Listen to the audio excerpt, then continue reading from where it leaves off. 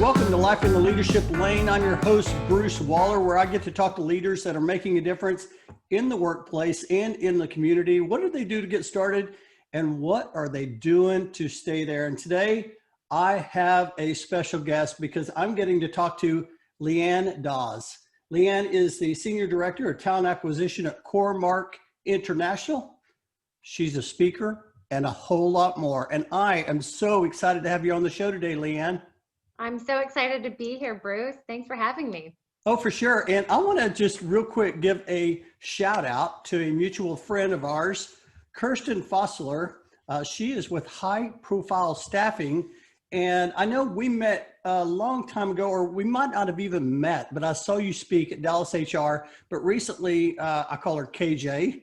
KJ, Kirsten, introduced us. And so just give her a quick shout out. Yes, she's wonderful. If anybody hasn't connected with her, they need to. Yeah, she's amazing. And she's also an author. I was actually reading one of her books to my granddaughter this weekend called E is for Elephant. So that was, that's so energizing. Hey, I am super excited to have you on the show. We're going to talk leadership. We're going to talk talent acquisition. We're going to talk about a lot of stuff. But first, I want to just start, if you could just share a brief highlight of Cornmark International, and how do you serve your customers? Absolutely. So Cornmark is a wholesale distribution company that supplies convenience stores across North America, so US and Canada. Our corporate office relocated from San Francisco in 2020, and now we're located in Westlake, Texas. So we have become a Texan. We have about 7,500 employees across, again, the US and Canada. So we are a pretty big company, right? We're one of the second largest distributors in the US, but we still have that small company feel, and that's really tied into our core values that are at the base of everything that we do. Wow, that's fantastic. You know, we've heard this for the last few years, companies continuing to relocate from California to the West Coast into the Dallas, Texas. So welcome. We are so glad that you are here and serving in the Dallas community. So I'd love to start the show with our guests sharing their story. And I would love to hear Lianne Daues' story. So where did you grow up, and how in the world did you get into talent acquisition and HR? Yeah, so I love this story. So I am a Midwesterner. I grew up in St. Louis, Missouri, and I went to college in Ohio at Miami University. And after college, I didn't know what I wanted to do. I had this great degree. I majored in public relations, interpersonal communications, and got a minor in family studies because, again, don't know what I want to do. Maybe I want to be a social worker. So came home right after graduation and was just trying to figure out what is my purpose. And so I joined a nonprofit organization and worked for them for a little bit until I could really figure out what was going to be my path. And I say things happen when you least expect it. I was at the gym after working at the nonprofit, and the woman next to me on the treadmill looks over and she goes, "I know you. You went to high school with my son." And it was one of my friend's mothers. And we had this great conversation. She was the VP of recruiting at a healthcare company in St. Louis. And I talked to her about how I was trying to figure out what I really wanted to do, what I liked, what I was passionate about. And at the end of that conversation, she said, "I have an opportunity for you. You would be a great recruiter." She said, "Come into the office next Monday and we'll chat." She hired me as a recruiter assistant, and that started my whole journey in talent acquisition. And I've loved it ever since. That is crazy. I will tell you a couple of things there. Number one, we recently had a guest on the show, Suzanne Myers, who's the VP of HR at Arcosa. She's also from St. Louis. Yes. I need to get you both good things connected. come from St. Louis. That is great. The second thing that comes to mind is, as I listen to this conversation, I'm thinking back to a quote I heard from Mel Robbins, and she said, "A conversation can change your life." And here you are having a conversation, and next thing you know, you're in recruiting. Absolutely. I think when I was growing up, my parents told me I talked way too much and that I talked to everybody. And I'm so glad that I have that type of personality because it's gotten me to where I am today. Oh man, I absolutely love that. I love that. So you're in talent acquisition. One of the things I do like to talk about is like mentors. Many times people help us get to certain places in our career. Were there any mentors that helped you along your journey?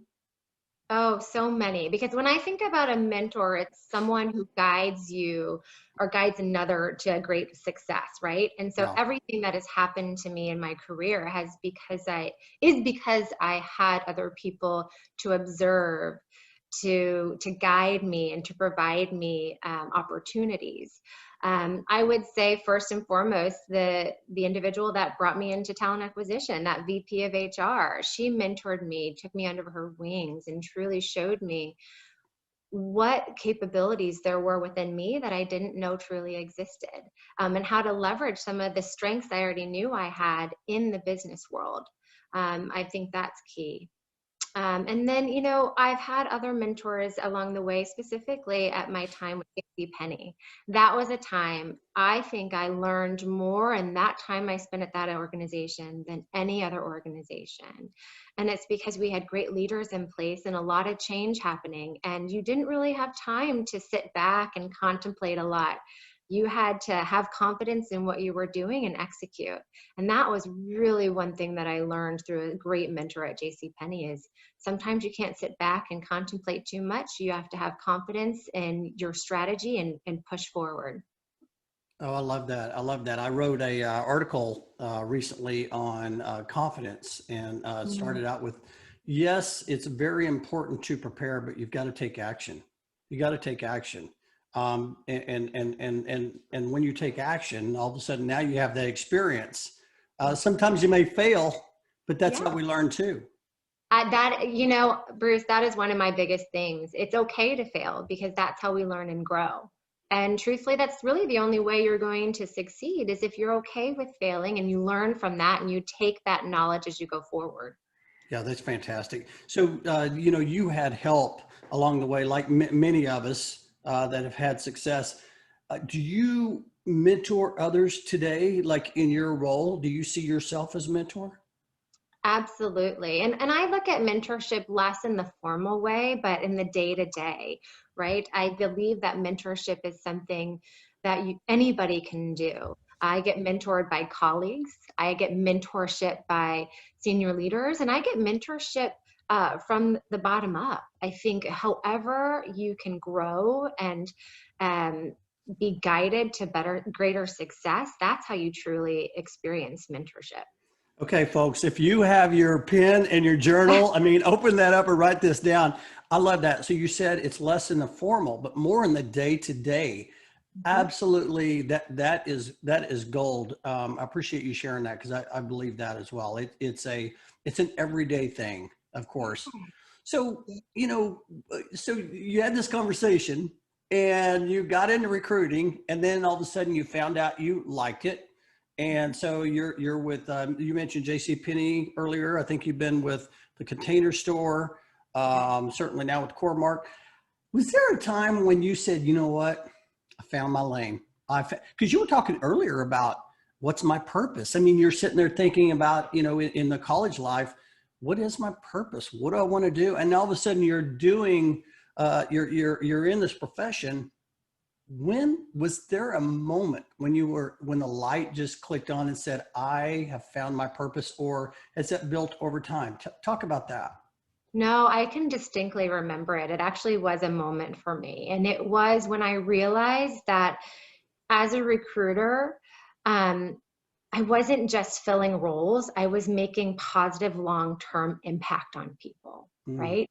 And specifically, that moment I remember is when I was focused on college recruiting. And, think about college recruiting. You're helping people like I was that maybe didn't know 100% what they wanted to do, or maybe they think they know what to do, what they want to do, but it might not be the best fit for them. And so I was in charge of the JCPenney corporate internship program for the organization. And we hired, hundreds of students into interns and entry-level positions. And I still remember I had a candidate who I hired. They completed their first year. And throughout that first year, every month they would reach out to me and connect and say, I want you to know what I'm learning and how I really appreciate you guiding me into this position. And that was so impactful for me, because it wasn't, as a recruiter, sometimes you hire and then on the hire date, it's done. And for me, it was, no, this is long-term engagement and positive impacts to people's lives that I'm a part of. And so even though at that point I wasn't leading people from a team structure, I was leading people and mentoring people in my everyday job. Man, that is so good. That is so good. So I am part of a Climb group. It's a book club. We call it Climb. It's Connect, Lead, Inspire, Mentor, and Build. And we're reading the book right now, Start With Why by Simon Sinek. And one of the things I did was I challenged all of we call them climbers, challenged all the climbers to write down their purpose statement. It's their why. It's a reminder of why. And it's really a great process to reflect on your true purpose. And I think that what stood out, the reason why I shared that story, was because in all of the different purpose statements, that word helping people was the common thread. It was absolutely amazing how, for me, it was the same thing. I helped companies relocate talent. And whenever I first got into the business, it was like, hey, I'm moving things. And so my mindset was, I didn't feel fulfilled because my mindset wasn't right. And then whenever I joined Armstrong back in 2004, a long time ago, I helped and I've shared this story many times, I helped a friend who had a banker. He needed to move his mom, and I helped his mom relocate, basically. And all of a sudden, it just clicked on that, wow, I'm really helping not only his mom, but I'm helping him take that burden off of him during that process. It's amazing what happens when our mindset goes to helping people, isn't it? Oh, I completely agree. When you shift that focus, you can accomplish so much. That is so good. Oh man, I love that. Well, let's shift a little bit. Let's talk a little bit about leadership and talent acquisition in 2021. And before we go there, I always like to just take a real quick look back over our shoulder into 2020. I mean, it was such a challenging year. But I'm finding that people that have had success, they seem to find that silver lining. Were there any silver linings for you out of 2020 that you maybe even have taken into 2021? Yes. When I think about it, there was a lot, but I think the silver lining for 2020 for my team and for myself was it taught us to really be agile and nimble. I think so many times we can get caught up in the process or a specific mindset because it's comfortable and it's what we've done. But we couldn't do that last year, right? In any way, shape, or form, because we had this new situation in front of us even if you just looked at talent acquisition, we couldn't have the same hiring process. We didn't have the same candidate flow. We had to change everything, and we had to be nimble and understand that at a blink of an eye, it could change. So we had to be agile and nimble. And then what I told my team is we have to get comfortable in being uncomfortable. And I think that's the Navy SEALs motto, but I put that in place. We have to get comfortable with being uncomfortable because that's just what we need to do at this point. Yeah, I have a good friend, Jennifer McClure, once said that comfortable is the enemy of awesomeness. I like that. I'm going to write that one down. That's so good. Oh my gosh, that is so good. I'm with you. I'm with you. Agile and nimble. Well, has anything changed in the candidate selection process or the interviewing process, or have you always used video to interview? Talk a little bit about that. Well, you know, it's funny. I think one of your previous podcasts said it, and I was like, yes, that's it. We always had the technology. Hmm. We had the resources to do virtual interviews. We had the resources to do certain assessments and components of assessing talent virtually. We just didn't always use them because, again, to what I just talked about, we had a other process in place and we had our minds set around another process and a way of doing things. But when you're pushed into a corner and you can't do that anymore, you have to get comfortable and be nimble and change. And so we definitely saw a change in how we hire, moving, as many did, completely virtual. We had to get our hiring managers' head around that as well. You have to get comfortable in not having that in-person interaction with someone that you're going to hire for your team, and do a lot of change management and training around that. Yeah, I bet there's been a lot of challenges with that, and not necessarily challenges, but also opportunities to just have conversations with hiring managers about, hey, here's the new world of work, right? Here's where we're at, and trying to help them. Do you see more? And I'm curious about this. Do you see more candidates wanting to work from home, wanting to go back in the office? What are you hearing and seeing? You know, it's so funny when people ask me this because I get asked this question a lot. Because I think sometimes people are trying to get validation of how they feel, right? Yes. But, you know, it varies. It really does. And I think it's the type of personality that an individual has, whether you're an extrovert, an introvert, or how you like to conduct your work. But what I'm seeing overall at a high level is people want the flexibility. Not to say that they want 100% work from home or 100% work in the office, but they want to have that flexibility. They've had that flexibility and how they start their day and end their day for the last year for most people. And so they're just looking to have some flexibility, and not strict 100% work from home or 100% in the office. And I think we should be giving that to our people at this day and age. Yeah, I like that a lot. I like that a lot. I think that I've heard many talk about, once we, get through this pandemic, we're going to see more of a hybrid model. And hybrid just means that it gives the employees just that flexibility. I like how you use that word flexibility.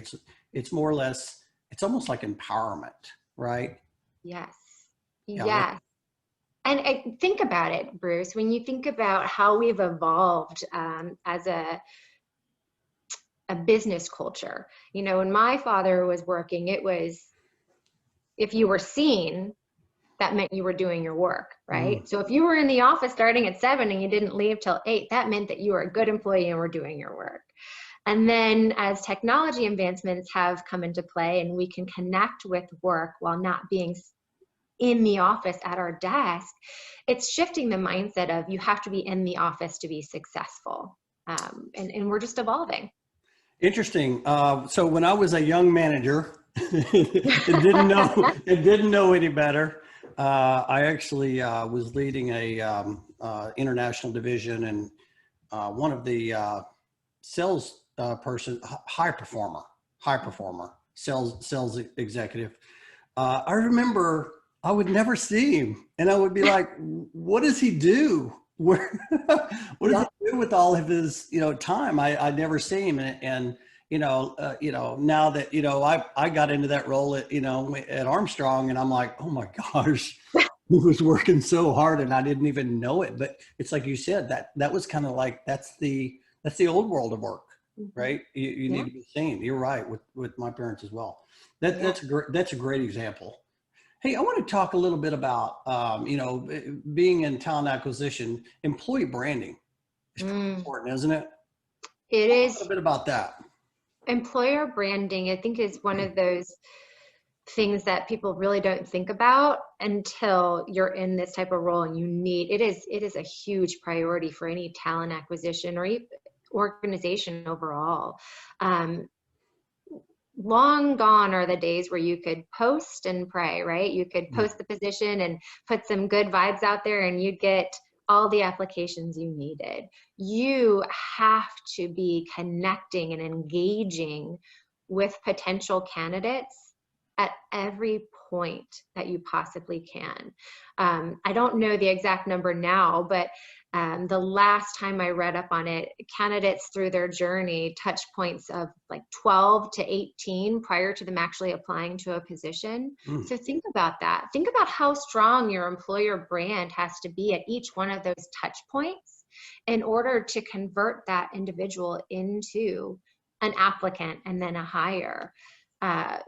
A lot of focus has to be put on that. And it's different than a company's overall brand, right? Those are two separate things. There's some synergy between them, but they are separate. You have to address a potential candidate a different way that you would address a potential customer. So someone that would have what you would call a good employee brand, I mean, where would they start? Is it starting with their website? Is it starting with that, attracting that candidate? What does a good employee branding look like? It's so interesting that you should ask that. And I love how you went right to the website. No, it's not the website, right? But that's what most people think about, right? Yeah. Think, okay, your website has to be the first part because that's the first place that candidates are going to look for you. And that was in the past, but not nowadays. You have to have a great website. Don't get me wrong.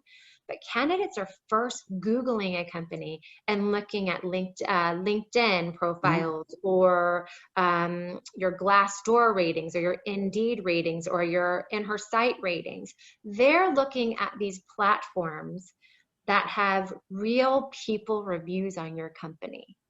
And that's what you need to focus a lot of your time on. You need to ensure you have solid scores on those sites, because that's where your candidates are going to be looking up at you. And then if they find what they like there, then they'll go to your career site, dive in a little bit more and apply.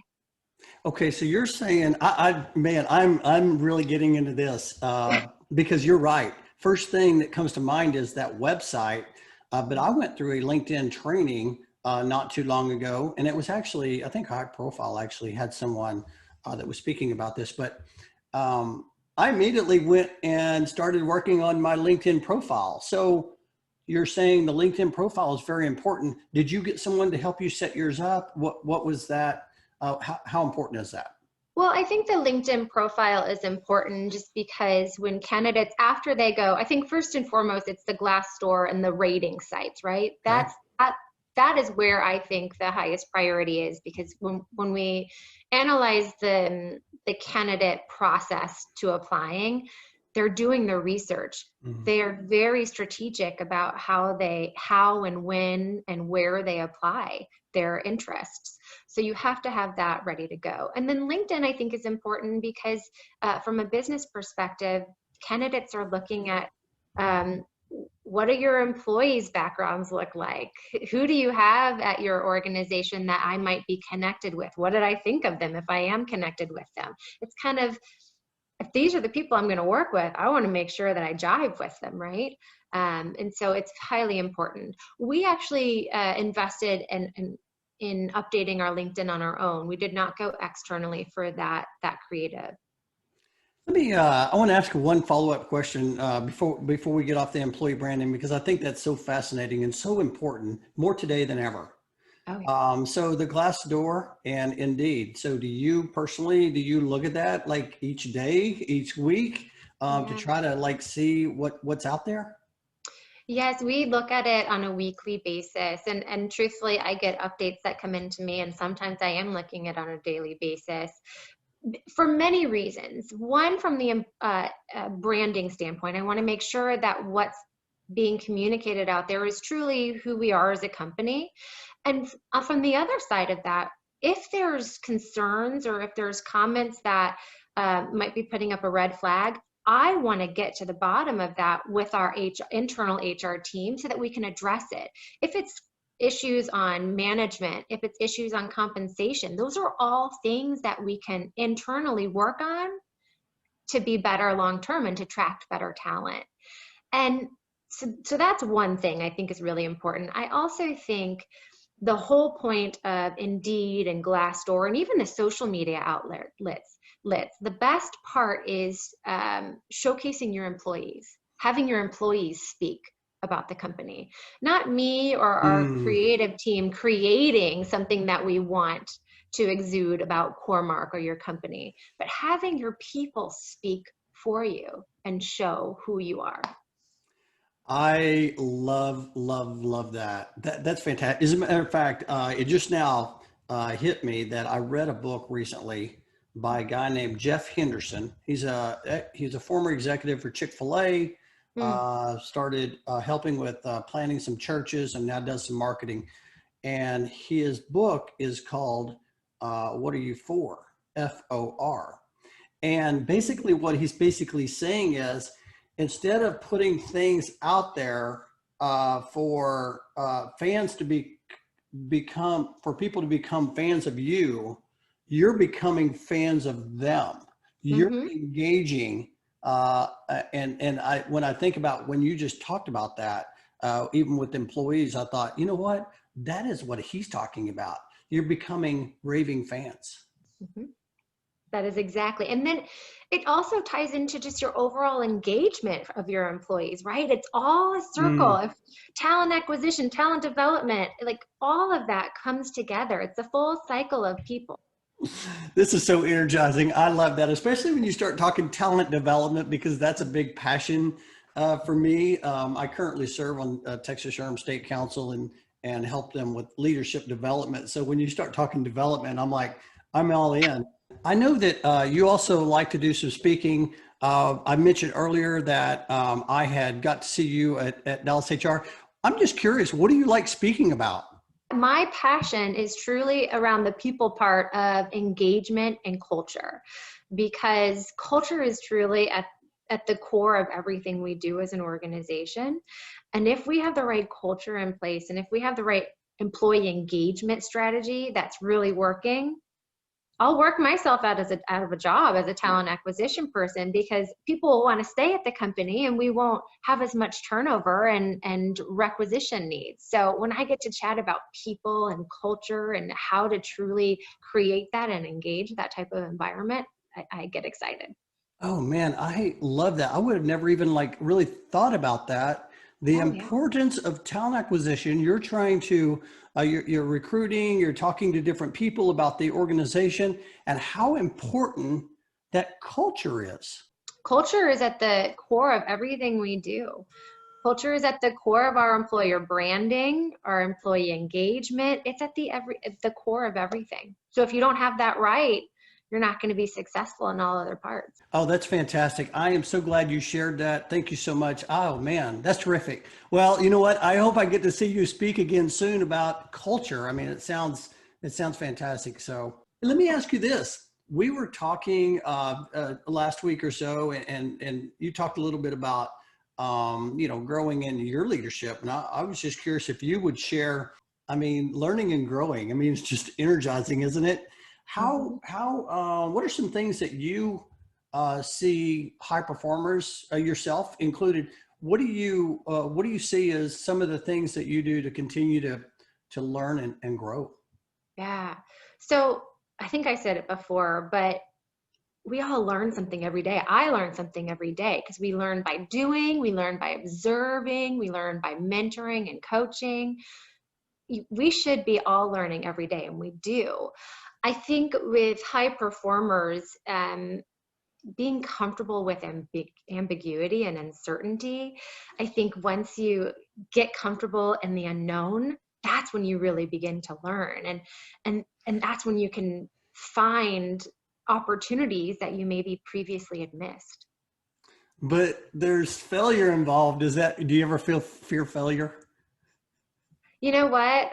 I've failed so many times, Bruce, and I've gotten back up, dusted myself off, and I'm still here, and it helped me learn. And it depends on the amount of failure, the intensity of that failure, right? But there's just so much to learn, and you got to take chances.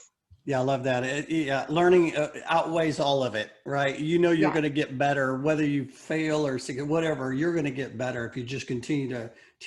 Hey, I'm curious. I mean, you're driven. I can just like see that. What drives you? I think the unwillingness to settle that just drives me. I am continually pushing myself to not stay stagnant.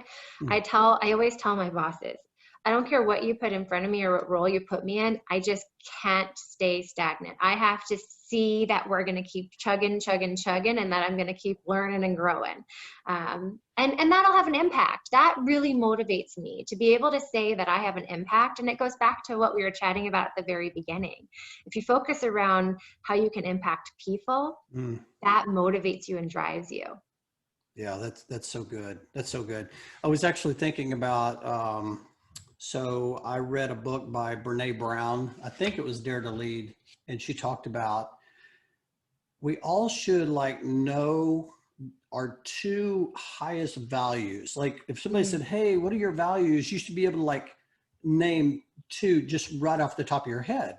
And so I've gone through that exercise many times, but I've got my two. And one of those is continuous improvement. And the reason why is because it's like what you're talking about.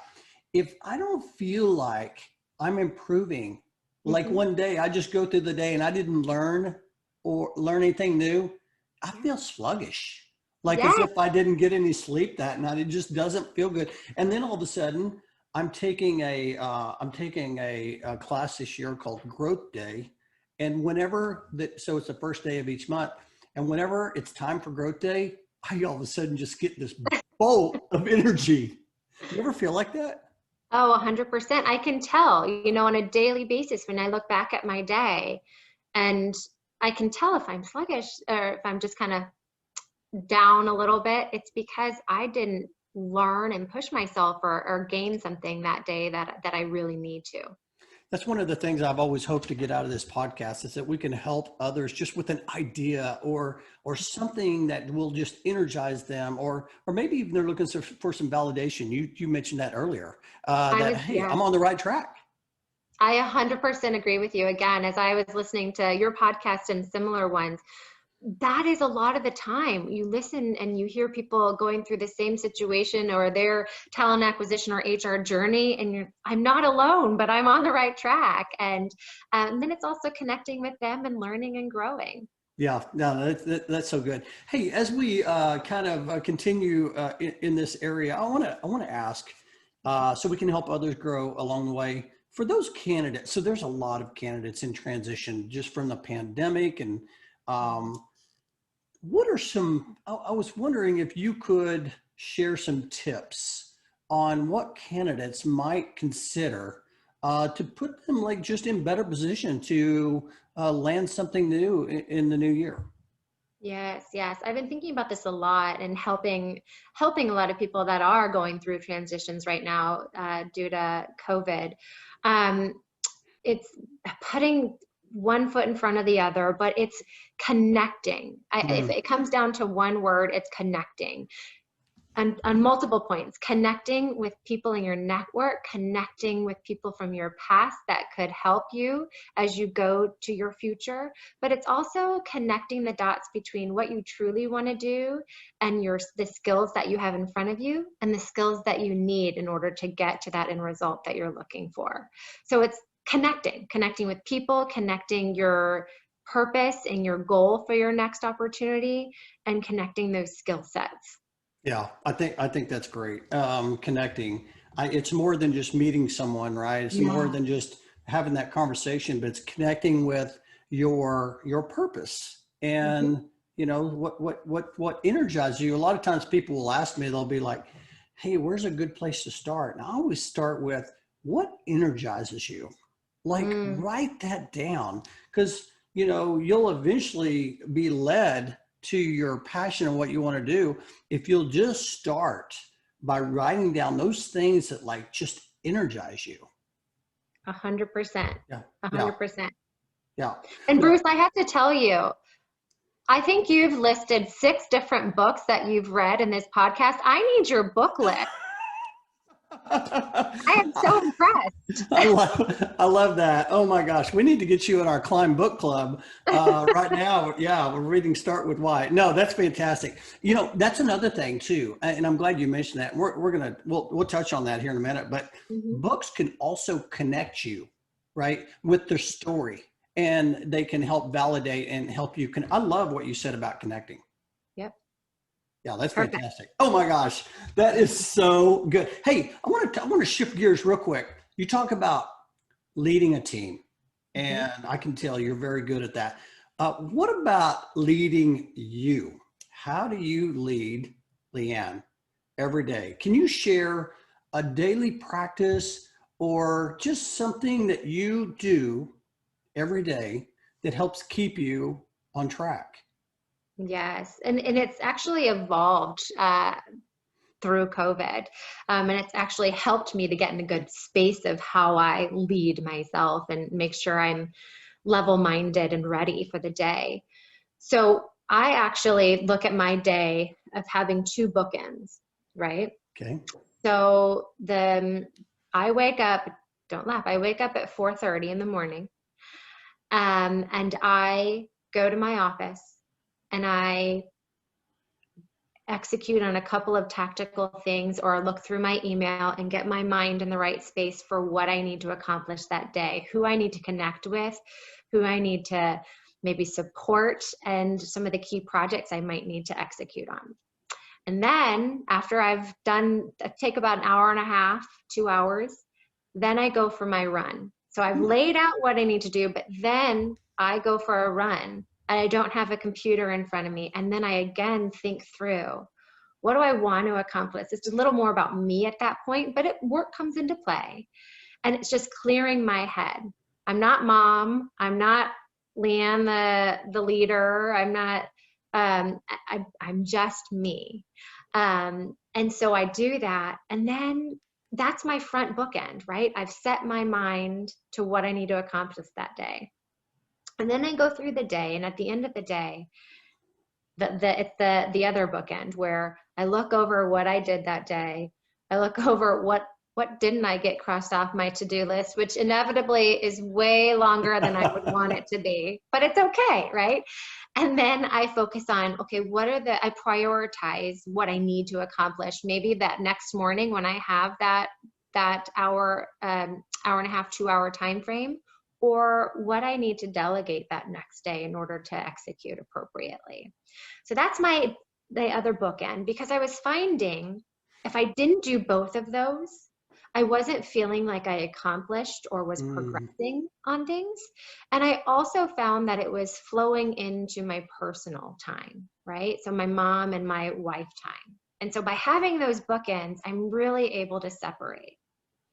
That's gold. That is gold. A day in the life of Lianne. That's fantastic. I absolutely love everything about that. And what I love most is that it continues to validate the question I'm asking. And that is, at the end of the day, do you have a system? And you have a system. That's what it's all about. I wrote a blog this morning about preparation, but more important, it's having a system that helps you automatically do these things every day. And then the last thing you mentioned, I want to make sure that I touch on this, and that is you use the word evolve. Just because you do something today doesn't mean you can't change that for tomorrow and the next day and the next day, and continue. Mine continues to evolve. 100%. You have to. You have to. Yeah, that is so good. Oh my gosh. Okay, so I got one more question I want to ask you before we get into accelerating, and that is this: have you ever been given any advice that was so good that you find yourself sharing that with others? You know, what I always go back to every day, and that I think to your point when you talk about risk, and I'm saying you got to take risks, right? But it came from my dad, and he said, be confident in your ability, no matter what's ahead of you. Be confident in your ability to attack it. And so I had that in my personal life and in my work life. And it's such basic advice, but sometimes we forget. Just be confident in it and you can make it happen. And so that helps me with the risk, right? That's why I'm able to take a little more risk, because you know what? I'm confident that if I don't execute at 100% in it, I'll learn and I'll execute 100% next time. So just be confident in your ability. Confidence. It's so important. I want to stay here just for a second on this confidence, because I think a lot of people that I talk to, they want confidence. They just don't have confidence for some reason or another. Is there anything that you've done that's helped you, or is anything you talk about that helps people gain confidence? You know what? I, for me personally, my confidence comes by learning. Mm, The more you learn, inevitably, the more confidence you're going to have because you have more in your bucket to make you confident, right? So I know that sounds so simplistic but it's true. If you continue to learn and grow and just educate yourself, not just book education, but life education, you'll be more confident. I love that. That's so good. Oh my gosh. Thank you so much for sharing that. I know there's a lot of listeners out there right now thinking that is just what I needed to hear to help me boost my confidence. So I appreciate you sharing that. That's gold. That's gold. Oh my gosh. So I mentioned before that the time flies by as we have our conversation. So I want to move to what I call it's time to accelerate, just with some fun facts. And so the first question I always like to ask is, would you rather read a book or listen to a podcast? You know, it depends. If I am on vacation, which has not happened recently, but if I am, it would be read a book. In today's life, it is podcasts. Yeah, podcasts are so good. Mhm. I'm just curious, any favorite podcasts? I mean, you're a runner, so you probably, or do you listen to music when you run? No, I actually listen to podcasts. Yeah.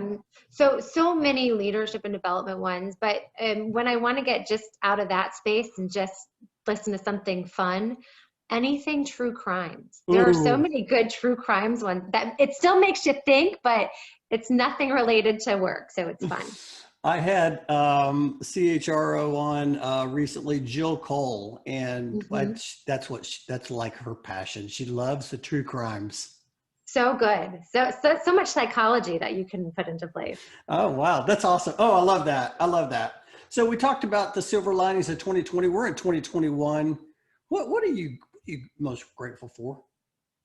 You know, I'm grateful for my family's health, the health of others around me, and just family. Mm, I'm just happy for health and family.